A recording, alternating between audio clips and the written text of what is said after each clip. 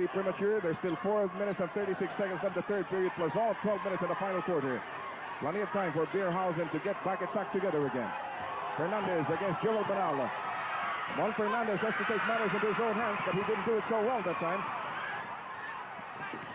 Fast break being fashioned by great pace. Here is Manny Victorino to an open ground. Well, great pace is on a roll, Joe. They really have the momentum on their side right now, coming off that timeout. That's a hot streak if I ever saw one. An 8-point bomb blast right in the faces of the Brewmasters, giving them a 3-point lead. Good fielding by Ricky Relosa to cut down the deficit to only 1 point, 67-66, time down to 3 minutes and 51 in the third period. Ricky Brown again, he's so dangerous from every angle. They got to tighten up on him, and so does Carpio. Well, they better tighten up on Joey Carpio. He now has 10 points in the ball game, 6 coming right here in the third quarter. As a matter of fact, you can probably attribute the engineering of that role to Joey Carpio. 69-66.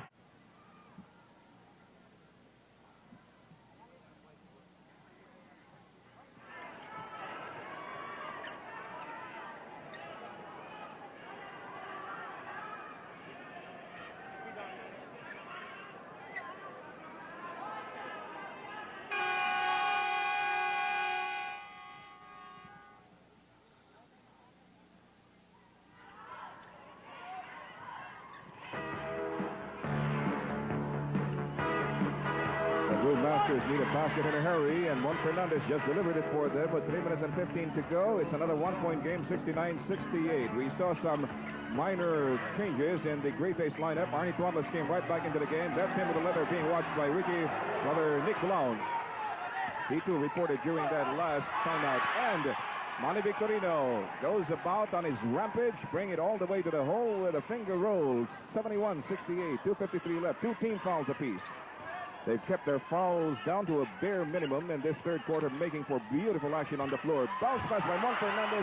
Nick Long gets it rammed down his throat, and look at Franklin trying to beat the sound barrier over to Ricardo Brown. Yes. Ricardo Brown scores.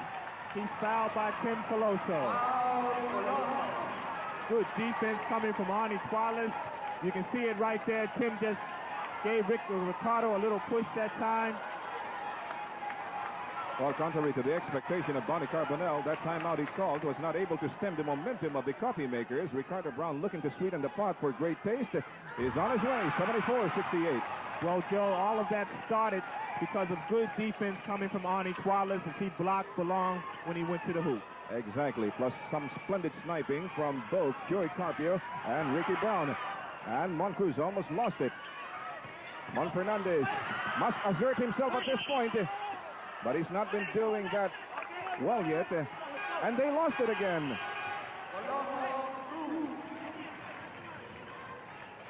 Okay, some injections of fresh talent being introduced here by Bonnie Carbonell, hoping it could stem the tide of great taste. Coloso and Cruz have just gone out for Mike Bilbao and Abed Gutierrez. Well, Hausen dominated most of this ball game. Great Taste has really made a run back at them. Now they have the momentum on their side. And here's Arnie Twadlet, the fresh input of Baby Galupan in the third quarter. Rejected by Nick Palawang. The second effort is in vain, and we have a held ball between Juan Fernandez and Manny Victorino. You know, that piece of action told you exactly the story of this game. The intensity with which it is being played. A real contest, giving the fans their money's worth and then some. Juan Fernandez, Manny Victorino, the two most dominating figures in this contest, are going to jump. Well, both of them stand about 6'5". Manny might be a little bit taller than 6'5".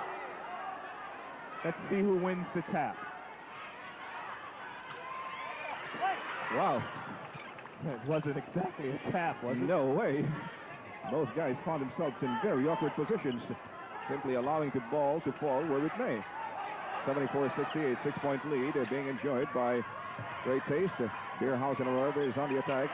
Juan Fernandez, watched as usual by Joel Banal, is working his way slowly to the hoop, and that pirouette came up with 2 points.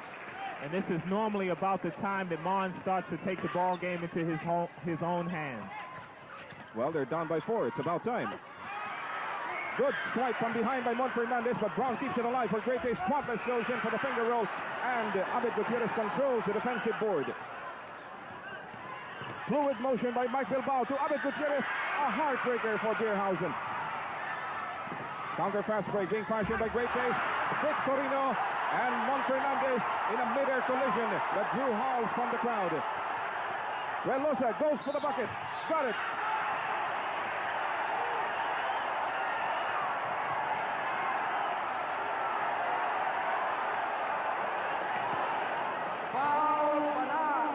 Joel Banal is called for the foul, and you saw a replay of that last piece of action in slow-mo, but I think what everybody would be more interested in is a replay of what happened before that piece of action in the front court of Beerhausen. That rebound play between Mon Fernandez and Manny Victorino. There was a lot of racket action there.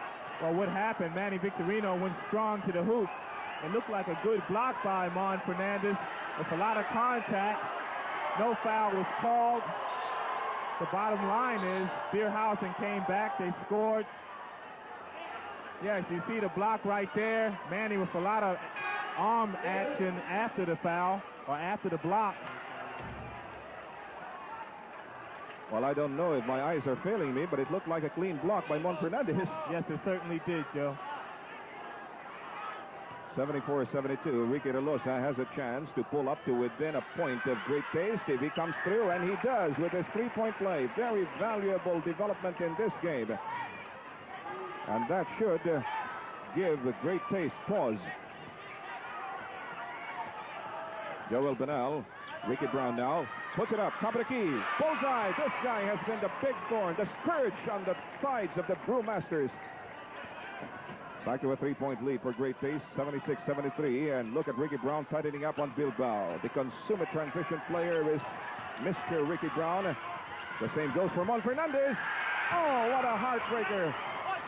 In and out.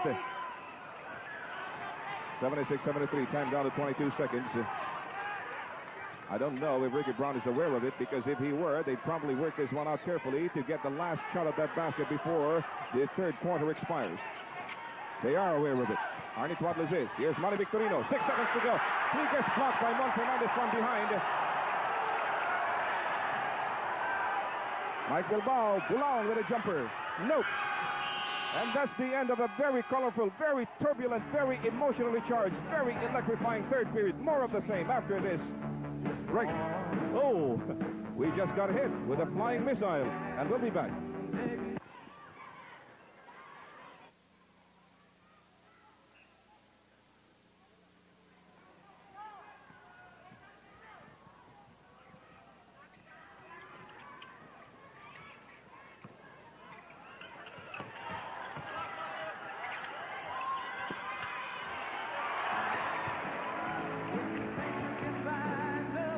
Well, ladies and gentlemen, we're 20 seconds into the final act of this unfolding epic, game number 2 for the second conference title between Beerhausen and Great Taste. You just saw a conversion by Beerhausen cutting down the Great Taste lead to 1, but it's back to 3. Yes, great move by Ricardo Brown.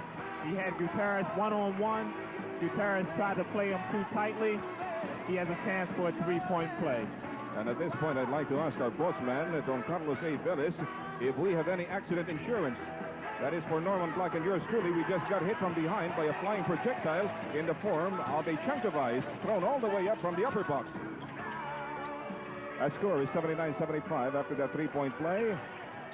Well, we have scoring by periods, Joe. You can see Beerhausen took the first quarter by 5. Beerhausen also took the second quarter by 1, but it was Great Taste in the third quarter by 9. Now Great Taste is up 81-75 here in the fourth quarter. Manny Victorino continues to run amok. 81-75. It looks like his one-on-one collision with Mon Fernandez is getting the best out of him. Ricky Brown stepped right into the path of the action. Mike Bilbao and Jimmy Manzala both lunged at the basketball as it left the floor. It's going to be Beerhausen's possession.